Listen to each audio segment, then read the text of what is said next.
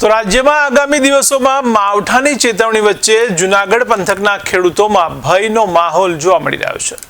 તો જૂનાગઢ જિલ્લાના કેરીના બગીચાના ખેડૂતો કહે છે કે પ્રતિ વીઘા બાગ ઉપર ₹15,000 થી વધુનો ખર્ચ થતો હોય છે। ત્યારે હવે જો વરસાદ પડે તો આ બધી મહેનત પર પાણી ફરી વળે તેવું લાગે છે। ત્યારે બીજી તરફ બાગાયત વિભાગનું કહેવું છે કે માવઠાને કારણે કેરીના પાંદડા અને ફળમાં જીવાત ઉપદ્રવ વધી શકે છે, જેને કારણે મોટાભાગના પાકને નુકસાન પહોંચવાની સંભાવના છે।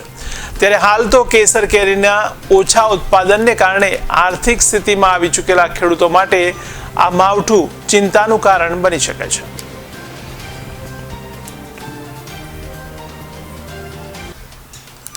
જી બેન, તમારું નામ? પરવીનાબેન।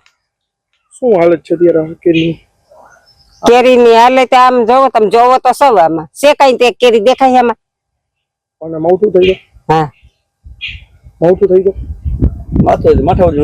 હા માથે એમાં માવઠું થયું તો માથે ઓઢીને રોવાનો વારો આવે। અમારો તો કઈ નથી, આમાં ફોર જેવી એક કેરી નથી। બોલ પાંદડા માંથી રાખી ભાઈ અમે, એમાં 7 ડોઝ તો અમે દવાના સાઈટા, એમાં 7 ડોઝ સાઈટા ને એમાં 7,000 ના આવ્યા। 7 ડોઝ દવાના પાંદડા માંથી રાખી તો અટાણે કેરી હાવ સેજ નહીં। દેખો તમે આમાં જરીએ, એમાં માવઠું થયું હતું? હા હા, એમાં માવઠું થયું તો અમારે તો માથે ઓઢીને રોવાના વારા આવ્યા।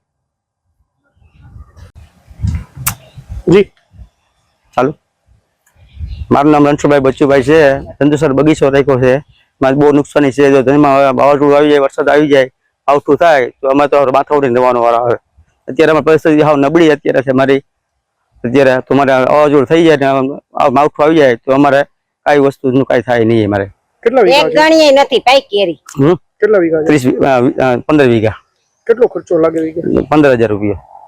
તો માવઠું માવઠું થઈ જાય તો અમે માથે ઉડીને રહેવાનો અમારો વારો આવે। વારો છે। દવાનો દવાનો ખર્ચ બધું અમારે બધું માથે પડે, અમારે કાંઈ ભેગું ના થાય અમારું।